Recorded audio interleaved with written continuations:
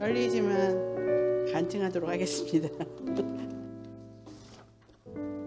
샬롬, 생명의 삶 1기와 확신의 삶 1기로서 제가 받은 은혜를 여러 은성인들과 나누기 위해 이 자리에 섰습니다.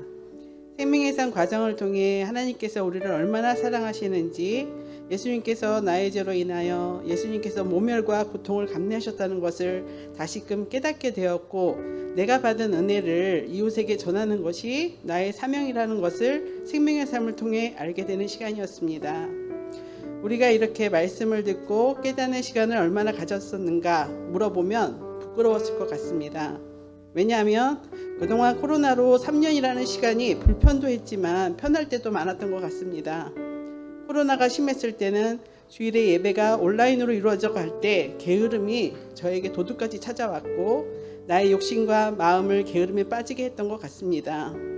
그때 목사님께서 이제는 말씀으로 무장해야 된다고 생명의 삶을 통해 다시금 믿음을 회복하자고 하셨고, 생명의 삶 13주 과정을 통해 말씀으로 서서히 회복되어 가는 과정들을 겪었습니다.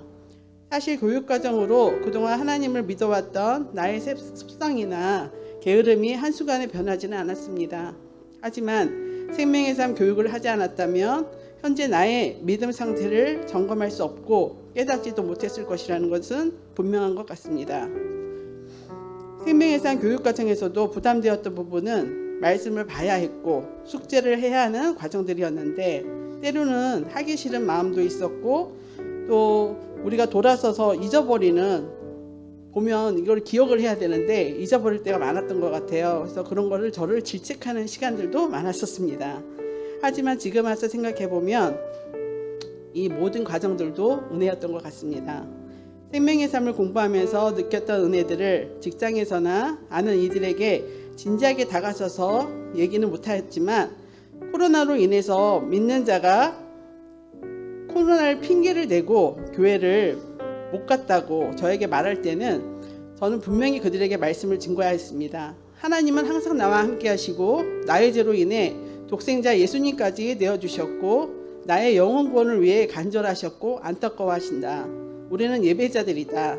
하나님은 우리 예배를 통해 영광을 받으시기에 합당하다 라는 말을 자신 있게 얘기할 수 있었습니다. 지금은 확신의 삶을 공부하고 있는 과정 중에 있습니다. 생명의 삶은 13주 과정이고 확신의 삶은 7주의 과정인데, 처음에는 이걸 가볍게 생각했습니다. 시기가 짧다고 가볍게 생각했습니다. 근데 확신의 삶은 생명에서보다 이제 높은 수준의 과정이에요. 그러다 보니까 사실상 이게 내 자신과의 싸움의 시간들이었어요. 왜냐하면 큐티 과정을 매일 해야 했고, 또 이런 과정들이 있다 보니까 나 자신과 씨름해서 이겨내야 하는 과정들이었던 것 같습니다. 하지만 이 과정들이 헛된 것이 아니라는 것을 너무 잘 알고 있기에 앞으로 남은 기간 최선을 다할 것입니다. 저는 제가 받은 은혜가 컸었고 그 과정들이 저를 조금씩 변하게 한다는 것을 잘 알기에 생명의 삶과 확신의 삶을 경험해보지 못한 은성인들에게 꼭 경험해보라고 강권드리고 싶습니다. 믿지 않는 자들에게 우리가 말씀의 확신이 없이 뭐라 말할 수 있을까?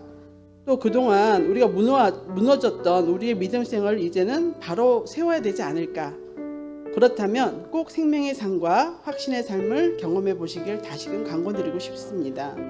오늘 예배가 온 세대 예배로 드려지고 있는데, 이전 세대가 아이들에게 믿음의 본이 되고 아이들의 믿음이 건강하게 양육되어지기를 간절히 바라며, 제가 교육과정을 받으며 그 은혜를 이렇게 나눌 수 있게 하신 하나님께 감사드리고, 이 모든 과정들에 가르치기 열심을 다하신 목사님께도 꼭 감사하다고 말씀드리고 싶습니다.